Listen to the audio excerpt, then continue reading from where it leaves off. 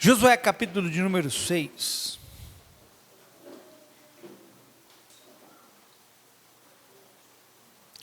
Quero ler a partir do verso 1, apenas para entendermos o contexto.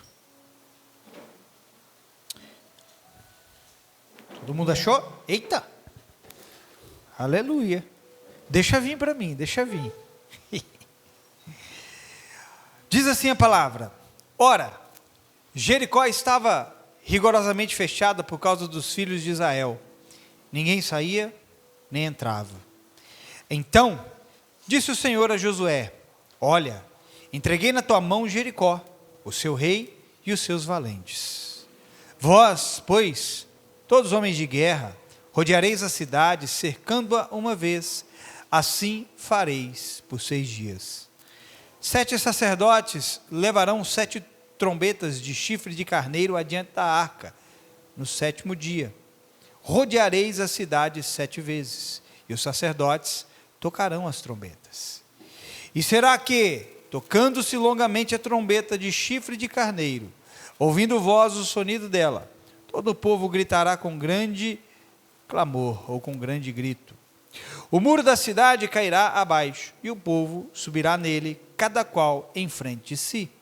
Então, Josué, filho de Num, chamou os sacerdotes e disse-lhes: Levai a arca da aliança, e 7 sacerdotes levem 7 trombetas de chifre de carneiro adiante da arca do Senhor. Preste atenção a partir do verso 6 até o verso 9, porque a palavra vai estar em cima desses versículos. Daqui do verso 6 ao 9 eu preciso que você preste atenção. Então Josué, filho de Num, chamou os sacerdotes e disse-lhes: Levai a arca da aliança, e 7 sacerdotes levem 7 trombetas de chifre de carneiro adiante da arca do Senhor. E disse ao povo: Passai e rodeai a cidade, e quem estiver armado, passe adiante da arca do Senhor.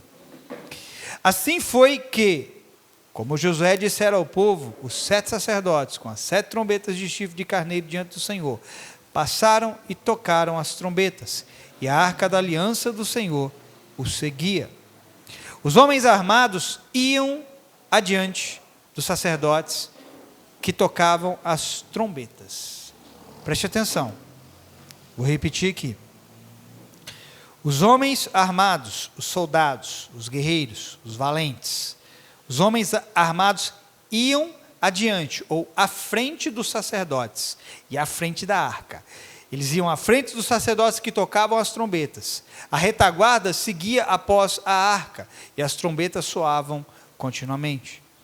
Porém ao povo ordenara Josué, dizendo: Não gritareis, nem fareis ouvir a vossa voz, nem sairá palavra alguma da vossa boca, até o dia em que eu vos diga: gritai, então gritareis. Assim a arca do Senhor rodeou a cidade, contornando-a uma vez. Entraram no arraial e ali pernoitaram. Levantando-se Josué de madrugada, os sacerdotes levaram de novo a arca do Senhor. Os 7 sacerdotes que levavam as 7 trombetas de chifre de carneiro diante da arca do Senhor iam tocando continuamente. Os homens armados iam adiante deles, e a retaguarda seguia após a arca do Senhor, enquanto as trombetas soavam continuamente. No 2º dia, rodearam outra vez a cidade e tornaram para o arraial, e assim fizeram por 6 dias. No 7º dia, madrugaram ao subir da alva, e da mesma sorte, rodearam a cidade 7 vezes. Somente naquele dia rodearam a cidade 7 vezes. E sucedeu que, na 7ª vez, quando os sacerdotes tocavam as trombetas, disse Josué ao povo: Gritai, porque o Senhor vos entregou a cidade. Porém, a cidade será condenada, ela e tudo quanto nela houver, somente viverá Raabe, a prostituta, e todos os que estiverem com ela em casa, porquanto escondeu os mensageiros que enviamos. Então somente guardai-vos das coisas condenadas, para que, tendo-as vós condenado, não as tomeis, e assim torneis maldito o arraial de Israel e os confundais. Porém toda a prata e ouro e utensílios de bronze e de ferro são consagrados ao Senhor, irão para o seu tesouro. Gritou, pois, o povo, e os sacerdotes tocaram as trombetas. Tendo ouvido o povo o sonido da trombeta, e levantando grande grito, ruíram as muralhas, e o povo subiu à cidade, cada qual em frente de si, e a tomaram. Tudo quanto na cidade havia, destruíram totalmente a fio de espada, tanto homens como mulheres, tanto meninos como velhos, tanto bois, ovelhas e jumentos. Posso ouvir um amém? Agora olha para mim. A ênfase dessa palavra está em cima do verso 6 até o verso 9. Eu já quero te dar o tema para ela. Diga assim comigo: os elementos da conquista. Todas as vezes que nós precisamos adentrar em lugares ou conquistarmos coisas, algumas coisas precisam ser resguardadas. Obviamente, alguns elementos precisam ser observados para que tenhamos a capacidade e a condição de, segundo Deus, entrarmos naquilo que Deus nos promete. Você não vai conquistar, você não vai entrar na sua promessa baseado naquilo que você acha, seguindo a direção da sua cabeça. É preciso nós observarmos alguns elementos, se nós quisermos tomar posse daquilo que Deus tem para nós.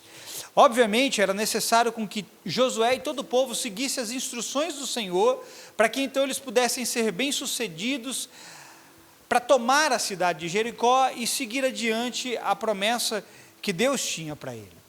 Eu quero destacar algumas coisas aqui nesses versos que eu te disse, do 6 ao 9, e te mostrar quais são esses elementos que nós precisamos observar, se quisermos conquistar o que Deus tem para nós.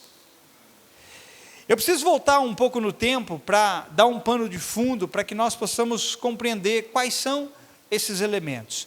Quando você volta lá para aquele período em que o povo estava preso no Egito, cativo no Egito, e Deus então liberta o povo e eles começam uma jornada pelo deserto, nós temos ali a evidência de muitas vezes Deus no meio do seu povo. Na verdade, por 40 anos Deus esteve ali manifestando-se ao seu povo, apresentando-se ao seu povo de maneira visível, com sinais e prodígios e maravilhas, e o seu povo viu a presença do Senhor. E em muitos momentos, ou em praticamente todos eles, o Senhor esteve adiante do seu povo. Repita isso comigo: o Senhor esteve adiante. O que significa isso? À frente. Amém? Nós vamos entender que os papéis agora vão se inverter. Naquele período em que o povo estava caminhando no deserto, Deus se colocava à frente deles. Deus era como uma muralha diante do seu povo, como um fogo consumidor à frente deles. E até esse momento, Deus estava ali, com eles, os guardando. Só que quando chegou o momento de atravessarem o Jordão, e começarem a conquistar, de fato, o que o Senhor tinha para eles, ali, Deus então, recua, e diz para eles: agora vocês vão à frente. Vou explicar. Você não observou certamente dentro do texto, esses elementos. Mas eu quero mostrar duas coisas para você dentro desse texto, para te mostrar que agora Deus está na retaguarda e Ele te chama para avançar para a sua promessa. Veja, Josué, baseado numa instrução do Senhor, diz assim: os sacerdotes vão pegar suas trombetas e vão à frente da arca, e à frente dos sacerdotes irão os soldados. Veja, o que representava a arca? Quem sabe? Diga: a presença. Quem ia à frente da arca? Diga: os sacerdotes. Os sacerdotes iam fazendo o quê? Diga: tocando trombeta. Tocar a trombeta aqui tem um significado espiritual. Mas à frente dos sacerdotes iam quem? Diga: os soldados. Aqui tem outro significado espiritual. Veja, a arca representava a presença. Então Deus fala para Josué: Josué, pega sacerdotes com trombetas, coloca à frente da arca, diga para que eles marchem ao redor da cidade, mas à frente dos sacerdotes também estejam os soldados, armados, preparados. Deus quer nos ensinar algo com essa estratégia. Quem quer aprender?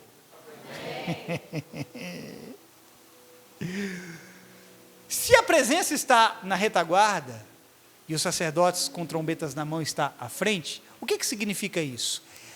O sacerdote com trombetas na mão fala de louvores. Repita isso: louvores. E os soldados representam o quê? Aqueles que guardam os louvores e a presença. Quais são os elementos da sua conquista? O louvor e a presença. Você precisa entrar em lugares que Deus preparou para a sua vida. E Deus está na retaguarda e Ele te diz: aprenda a guardar os altos louvores e a minha presença se você quiser entrar naquilo que eu tenho prometido para você. É preciso proteger em seu caminho o seu louvor e a presença de Deus em sua vida. Porque é o descuido com ambas as coisas que comprometem alguém. Veja, se Josué não tivesse seguido à risca a ordem de Deus, eles não teriam tido o êxito em conquistar a cidade. Quando Deus coloca ponto e vírgula, Ele espera que o ponto e vírgula seja seguido à risca. Não ia adiantar Josué colocar os sacerdotes atrás da arca, não, e ele teria que colocar os sacerdotes onde Deus mandou ele colocar. Coloque os sacerdotes com as trombetas na frente da arca, e na frente dos sacerdotes coloquem os soldados. Agora eu quero te dar uma palavra: você é tanto um sacerdote como um soldado.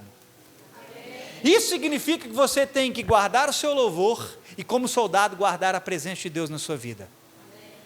É por muitos não entenderem isso e não guardarem essas duas coisas na sua vida, esses dois elementos, que acabam muitas vezes não conseguindo entrar na terra que Deus lhes prometeu, que acabam não conseguindo conquistar aquilo que Deus tem para si. Veja, no período em que você é frágil, no período em que você é totalmente vulnerável, Deus está ali, à sua frente, protegendo você como um muro, abrigando você debaixo das asas dele. Mas à medida em que você vai caminhando com Deus, e você vai crescendo, você vai amadurecendo, Deus vai adestrando as suas mãos para o combate. Então Ele dá um passo para trás e diz: agora é com você, é você quem vai conquistar agora. Eu vou estar junto com você, mas eu te coloco para que você possa comigo saltar muralhas e desbaratar exércitos. Amém. Veja, eles foram conquistar uma cidade com grandes muralhas, com um poderoso exército. Enquanto você é menino, é novo, é criança, Deus está ali te protegendo. Mas Deus vai te levar a um lugar onde você cresce, onde você se desenvolve, onde você amadurece, onde Ele adestra as suas mãos e Ele te chama para conquistar a cidade. Deus está te ensinando a proteger aquilo que é importante na sua vida. Nesse caso em específico, nós temos os sacerdotes com as trombetas que representam o louvor e a arca que representa a presença de Deus. Querido, acredite, o louvor é uma das coisas mais poderosas que existem nas nossas vidas. O louvor é uma arma de guerra, você sabia disso?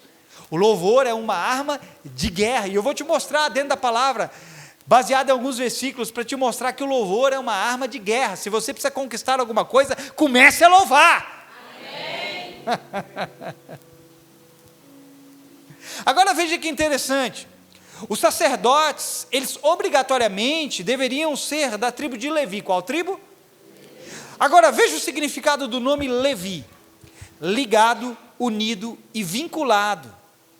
Agora olha que interessante isso, Deus manda os sacerdotes da tribo de Levi, aqueles que estavam ligados, unidos e vinculados, irem à frente da arca da presença. Ou seja, existe uma ligação, uma união e vínculo do louvor com a presença. Veja isso aqui, a Bíblia diz assim que Deus habita em meio aos louvores. Preste atenção, gente. Existe um vínculo de louvor com a presença, é por isso que Deus manda os sacerdotes irem à frente tocando. Porque existe uma ligação íntima do louvor com a presença de Deus. E a Bíblia diz que Deus habita em meio aos louvores. A palavra em meio significa que Ele está ligado, junto, no meio, dentro dos louvores. E os sacerdotes tinham que ser da tribo de Levi. E o nome Levi significa unido, ligado. Você está entendendo? Agora veja que interessante. Você é tanto um soldado quanto um sacerdote e carrega a presença. Você tem os dois elementos do texto que, como soldado, precisa aprender a guardar: o louvor e a presença. Eu quero te dizer algo: Deus quer colocar novamente louvor nos seus lábios, porque você perdeu ele no meio do caminho, porque você, como soldado, não entendeu que deveria ter guardado o louvor e a presença na sua vida. Quem não se importa com essas duas coisas, provavelmente não conseguirá conquistar o que precisa. Note que o sucesso deles estava em seguir exatamente como Deus havia determinado. Então passariam a conquistar a terra que Deus prometeu. Perceba que o louvor pode fazer muitas coisas. Os sacerdotes, eles deram uma volta ao redor de Jericó, por 6 dias tocando as suas trombetas, e no 7º dia deram 7 voltas, e depois todo o povo gritou, e as muralhas caíram. Jericó era uma cidade bem fortificada e com muralhas bem altas. O que os sacerdotes fizeram foi gerar um cerco de louvor sobre uma cidade que estava cercada de muralhas. Eu quero te dizer algo. O diabo está tentando levantar muralhas sobre a sua vida, mas sobre as muralhas do diabo, levantem muralhas maiores de louvor, e as muralhas do diabo vão cair. Porque quando Deus manda eles darem uma volta ao redor da cidade que era murada, era fortificada, o que eles estavam fazendo? Eles estavam levantando muralhas de louvor ao redor daquela cidade. E quando eles intensificaram no último dia o toque de trombeta, aquelas muralhas vieram abaixo. Talvez o que você está precisando é intensificar, como o pastor Cícero bem disse aqui. Talvez o que está nos faltando é intensificar os nossos brados de louvor. Talvez o que nós estamos precisando é intensificar os nossos brados de júbilo ao Senhor. Às vezes você está olhando para isso que te cerca, para isso que está te resistindo, te impedindo de avançar, e Deus só está esperando você intensificar os seus brados de louvor, para que isso caia por terra. O que nós podemos aprender é que o louvor derruba muralhas. É por isso que o seu inimigo quer te calar, irmão. Lembra quando você era tão mais fervoroso para cantar ao Senhor? Eu sempre digo, que adoração é muito mais do que canções, mas louvar em si carrega muitas canções. Lembra quando você cantava de boca cheia, com o espírito fervoroso, que você louvava Ele no meio das dificuldades, no meio das adversidades, no meio das tribulações, tudo ia bem, você louvava, mas tudo ia mal, você louvava, mas hoje tudo vai mal e você esmorece. Deus quer trazer de volta esse louvor sobre a sua vida. E o diabo quer calar você, querido, porque assim ele pode levantar muralhas ao seu redor que vão te parecer intransponíveis. Imagina aos olhos do povo de Israel. Aos olhos do povo de Israel não era coisa fácil adentrar a cidade de Jericó. As portas da cidade estavam trancadas, não era algo fácil. E muitas vezes o diabo quer levantar esse cerco ao redor da sua vida, para fazer com que as coisas pareçam ser intransponíveis para você, mas Deus te diz: levante louvores e essas muralhas vão cair por terra. Ele quer calar você, irmão, mas nessa noite Deus quer abrir a sua boca mais uma vez, porque existe poder no louvor. Veja, vou te mostrar uma passagem clássica, aonde nos dá um exemplo do que o louvor fez por homens de Deus. Atos 16, 25, você conhece essa passagem, veja. Por volta da meia-noite, Paulo e Silas oravam e cantavam louvores a Deus, e os demais companheiros de prisão escutavam. De repente, sobreveio tamanho terremoto, que sacudiu os alicerces da prisão, abriram-se todas as portas, e soltaram-se a cadeia de todos. O que Paulo e Silas estavam fazendo? Diga, orando e louvando. Veja, eles estavam atados por correntes, presos em celas, mas o louvor desatou as correntes, fez com que as celas se abrissem, e diz o texto que não foi só deles não, foi de todo mundo, irmão. O louvor não vai libertar só você não, depois que você estiver liberto pelo louvor, Deus vai te usar para libertar outros. Por isso louve, diga para o seu irmão, louve. Davi disse no Salmos 34, ninguém louvou mais do que Davi, irmão. Quer aprender a louvar? Vai ler Salmos. Salmos é praticamente louvor. E veja como Davi louvava.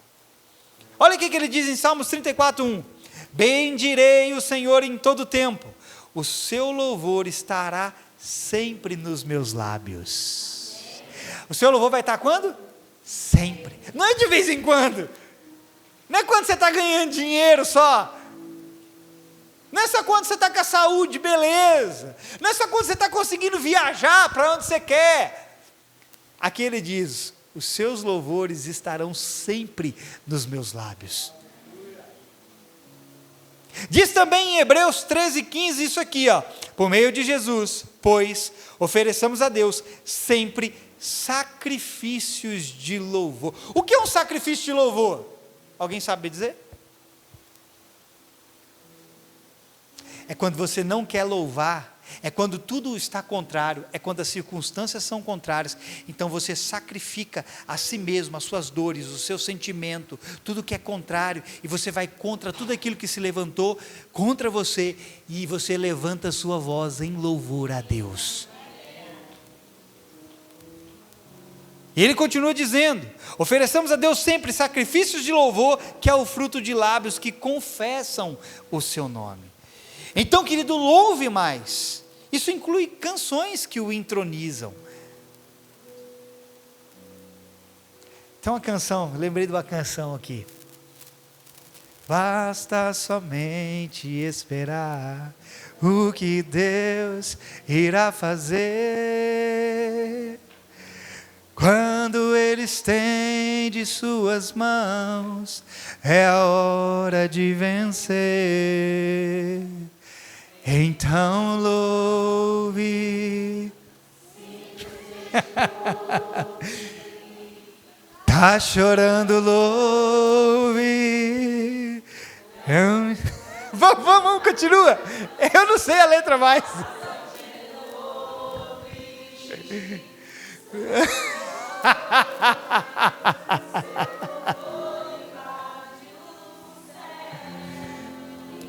Deus vai na frente, abrindo os caminhos, quebrando as correntes, tirando os espinhos, ordena os anjos para contigo lutar. Ele trabalha. Nossa. Ele trabalha para que nele confia, caminha contigo.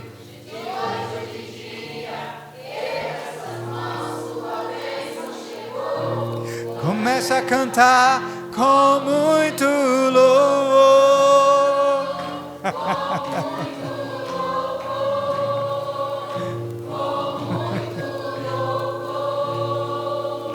Com muito louvor, com muito louvor, com muito louvor, com muito louvor, com muito louvor.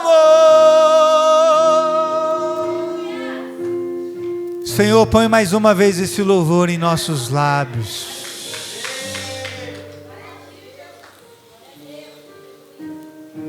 Nos ensina a guardar, Senhor, os nossos lábios. Que sacrifícios de louvor estejam constantemente saindo de nós para Ti, Senhor. E possamos ver o Teu operar, o Teu agir, o Teu manifestar em nosso meio. Ainda em Salmos 71:8 diz: os meus lábios estão cheios do teu louvor e da tua glória continuamente. Querido, pare de encher seus lábios de injúrias e reclamações. Coloque louvores nele. A gente gosta de reclamar de tantas coisas, de maldizer tantas coisas. Comece a colocar altos louvores, porque certamente o Senhor será entronizado em meio a eles. E veja, quando o Senhor é entronizado no meio dos louvores, o que acontece? Os seus inimigos caem por terra. Certa vez eu ouvi, eu nem lembro de quem eu ouvi, mas certa vez eu ouvi o seguinte: quando você adora, você vai até Deus, mas quando você louva, Deus vem até você. E quando Ele vem até você, a concorrência tem que bater em retirada, irmão. Os seus inimigos têm que bater em retirada. Amém? Porque quando Deus aparece, querido, tudo que é contrário a Ele tem que sair da presença dEle. Tem que desaparecer, amém? Tem uns salmos poderosos, Salmos 4, que diz assim: nações se agitam, reinos se abalam, Ele ergue a voz e a terra se derrete. Porque é isso que acontece quando Deus aparece. E Ele aparece quando você começa a louvá-lo. Quando você começa a louvá-lo, Ele se manifesta. Ele se apresenta. E quando Ele se apresenta, os seus inimigos têm que sair correndo. Porque quando Ele chega para se impor sobre os seus inimigos. Diante dEle, diz a Bíblia, que todo joelho se dobrará e toda língua confessará. Consegue perceber por que o diabo quer te calar, irmão? Por que ele quer cerrar seus lábios? É porque ele não quer que você o invoque. Irmão, se tem uma coisa que o diabo não quer que você faça, é invocar o Senhor. Se você estudar o significado da palavra invocar, significa chamar para dentro de si. Invocar é trazer para dentro de si. Quando você começa a louvar, Deus já está dentro de si, mas se Ele já está dentro de si, Ele vai vir sobre você. Quando você começa a louvar, Ele vem sobre você. E se tem alguma coisa sobre você que não é Ele, tem que sair. Se você está em depressão, em opressão, comece a louvar que Deus vai vir sobre você e essa depressão vai sair, essa opressão vai sair. Se você está triste, comece a louvar e essa tristeza vai sair, porque na presença do Senhor é até alegria, salta de tristeza. O que é? Salta de alegria, aleluia. Oh, dessa vez vocês me ajudaram, porque todas as vezes que eu falo alguma coisa ao contrário, ninguém falando para mim, depois que termina o culto, o povo vai falar. E eu falei, eu falei isso mesmo?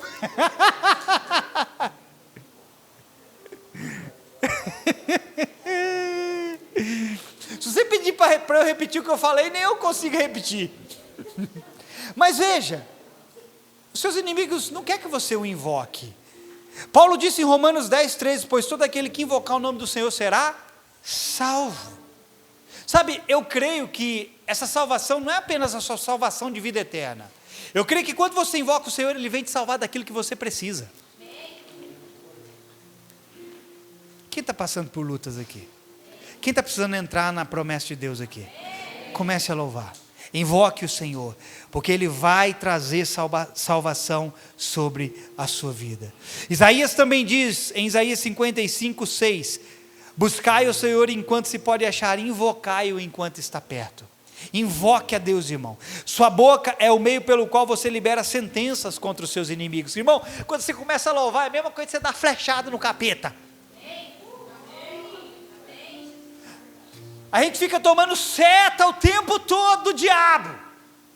O tempo todo ele está lá, jogando setas inflamadas, dardos inflamados contra nós.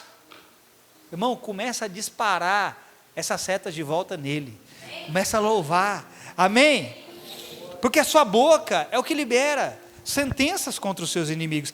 Diz a palavra em Provérbios 18:21 que o poder da vida e da morte estão nos seus lábios, e aqueles que a amam, do seu fruto comerá. Se você ama louvar, irmão, você vai comer do fruto desse louvor, e o fruto de louvor, sabe o que é? É a presença de Deus manifesta sobre a sua vida. Agora veja, os sacerdotes estavam à frente da arca, e à frente dos sacerdotes estavam os soldados. Os soldados eram responsáveis por guardar o louvor e guardar a presença, mas não é só esse louvor que você tem que guardar. A presença é a razão de tudo, é o principal. A principal coisa que você tem que guardar na sua vida é a presença. Se alguém perguntar assim para mim, pastor, o que você considera mais importante na vida cristã? Eu diria certamente, guardar a presença de Deus na sua vida. Não tem nada mais importante do que isso, porque sem presença não tem louvor. Sem presença você vai louvar quem?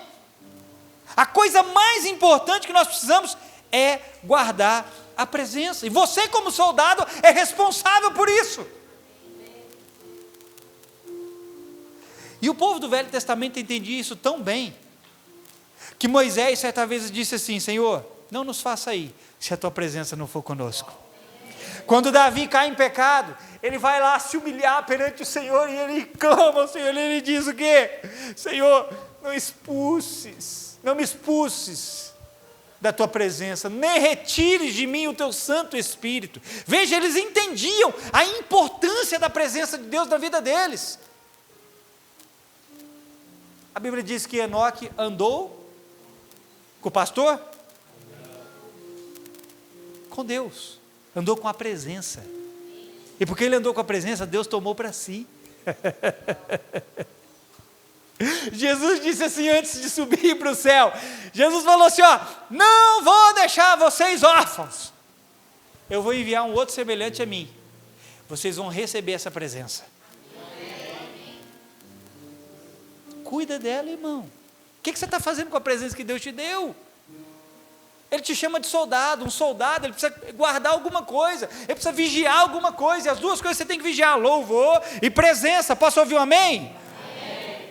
E é essa presença que tanto substituímos por um prato de lentilhas, ou vendemos por 30 moedas de prata. Agora o caldo vai entornar.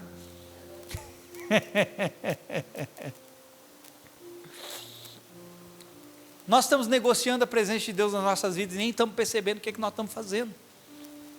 Ou a gente vende por um prato de lentilha para matar a nossa fome, ou a gente vende por 30 moedas de prata como Judas fez, vendeu Jesus.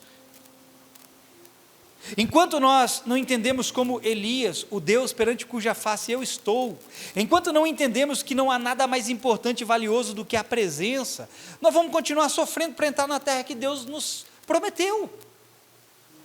Quem que você acha que fez eles entrarem na terra da promessa? Foi Deus. Enquanto nós não valorizarmos de fato o que é mais importante para nós vamos ter dificuldade para entrar na promessa. Irmão, assim, vou falar com muito pesado no meu coração o que eu vou dizer, mas já era para a gente ter tomado essa cidade para o Senhor. E eu não estou falando só nós aqui não, é para a igreja do Senhor em Nova Ponte ter tomado essa cidade, mas nós não damos importância à presença, valorizamos ela muito pouco, e não tem nada mais importante do que ela, sabe, nos esforçamos para conhecer muitas coisas, queremos conhecer novas cidades, quem quer? João Vitor está viajando, tem quantos dias, Lili, que o João já está viajando? Um mês. João Vitor está viajando por 45 dias, viajando o Brasil inteiro. Pensa no menino abençoado por Deus. Está conhecendo novas cidades. Nós queremos conhecer novas cidades. Nós queremos conhecer novas comidas. Quem quer? Amém. Quem gosta de comer aqui? É só o pastor? Amém. Eu gosto, irmão.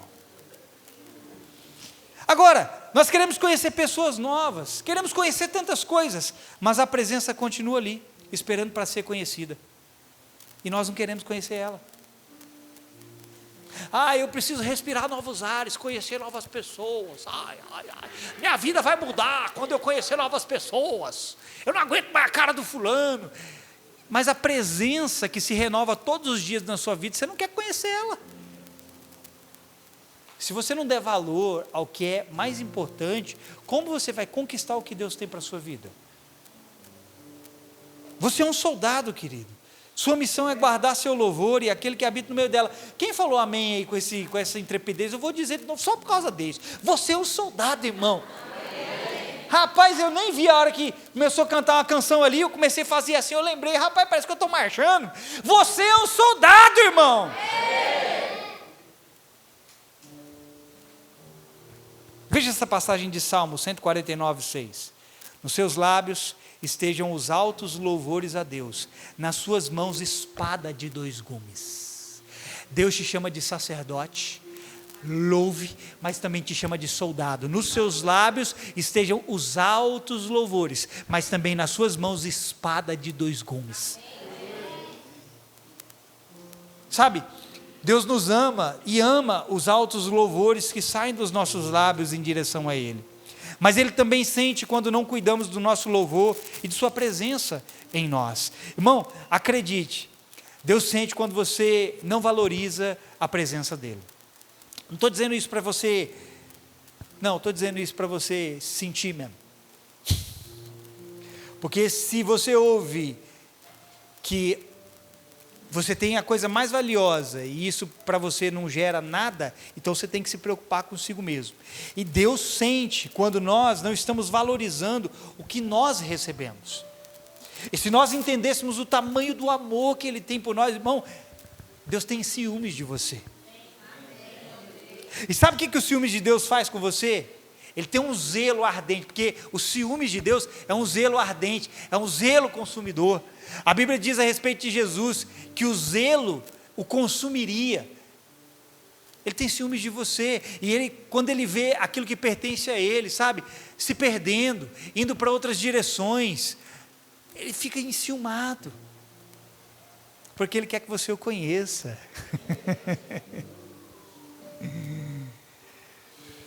Sabe, nós devemos pôr atenção, devemos colocar mais atenção na presença que nos foi dado. A gente fica buscando atenção de tantas coisas, atenção de tantas pessoas, e aí ele olha para nós e diz assim: cara, você está buscando atenção não sei de quem, mas você já tem a minha atenção. Você fica buscando aprovação não sei de quem, mas você já tem a minha aprovação. Valorize a minha presença na sua vida e você vai descobrir todas essas coisas. Você fica buscando o amor dos outros, implorando o amor dos outros, mas eu te amo.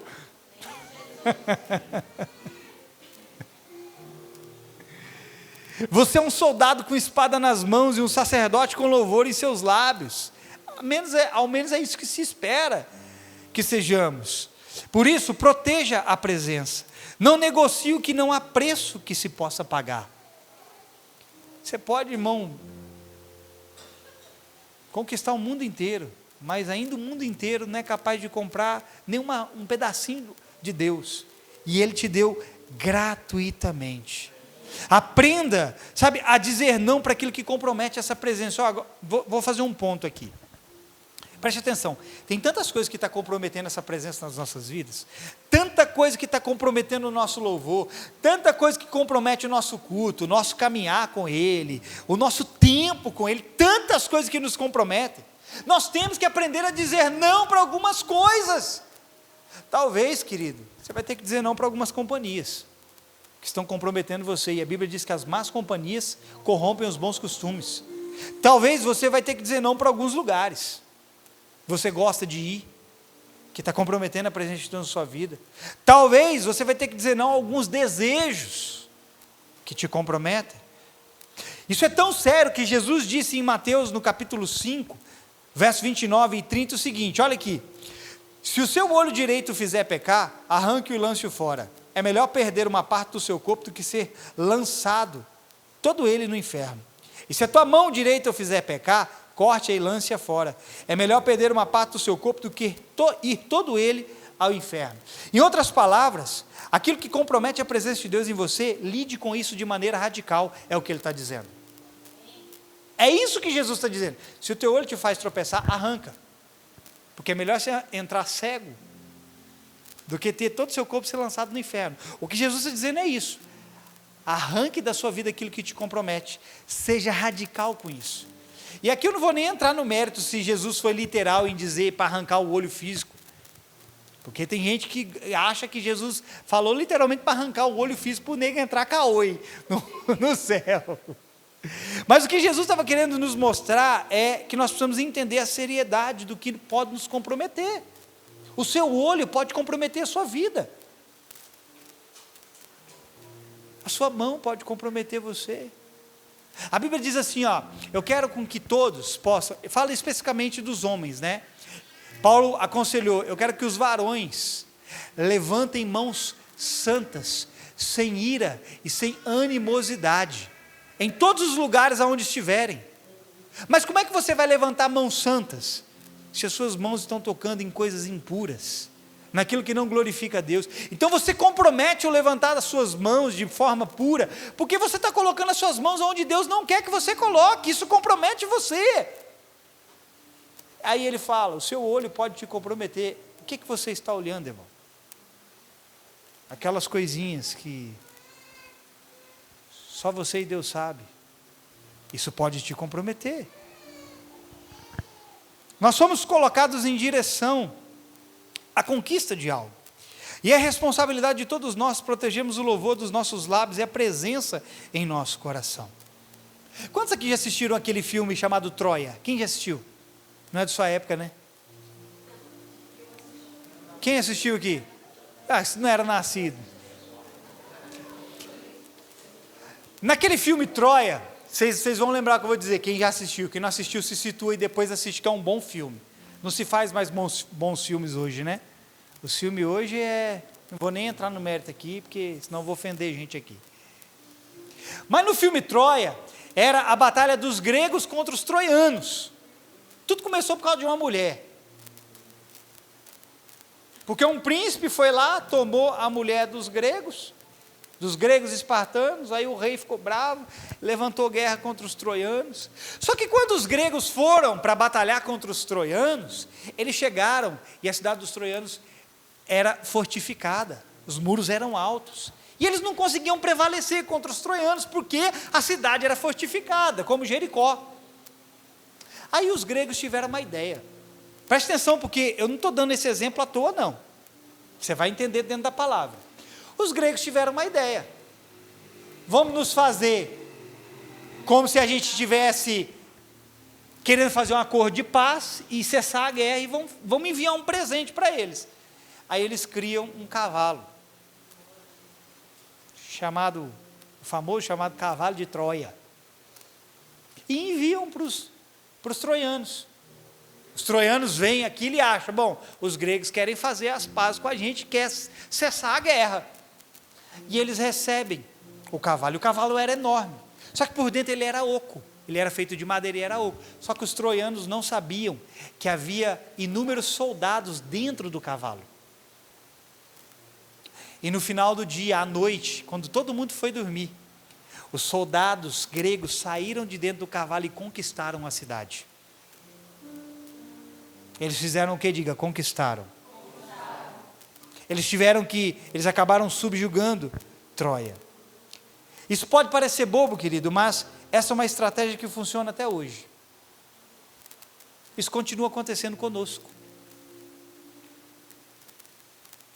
Às vezes, ou você, por um tempo, se guardou e se protegeu como um bom soldado, guardou o seu louvor, guardou a presença de Deus na sua vida, e aí as coisas foram melhorando, e você foi acreditando que você não precisava mais fazer isso, e você foi abaixando a guarda, e então, o seu inimigo preparou um cavalo de Troia, e você sem perceber deixou ele entrar,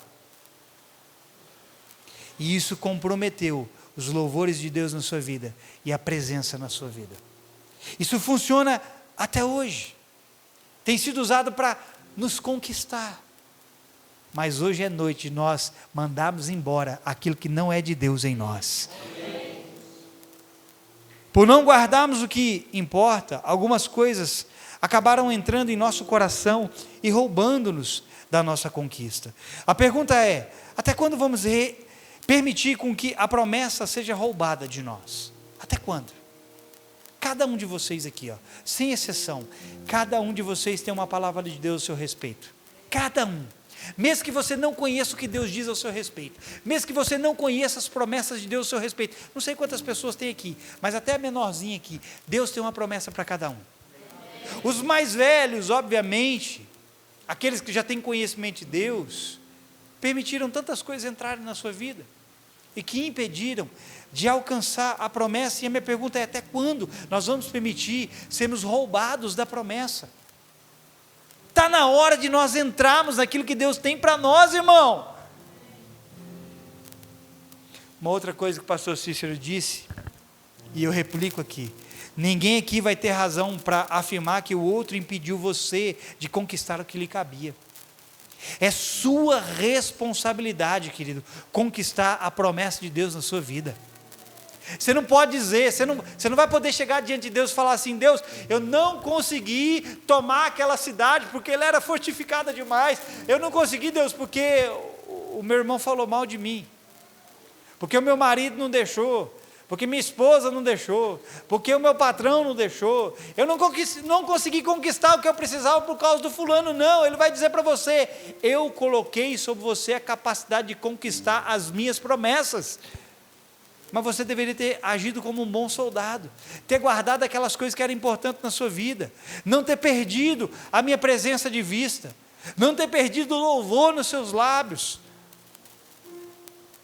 Sabe, é uma promessa que nos aguarda, mas ela será conquistada se os elementos principais estiverem conosco e em nós, os altos louvores e a presença que nos habilita e nos capacita.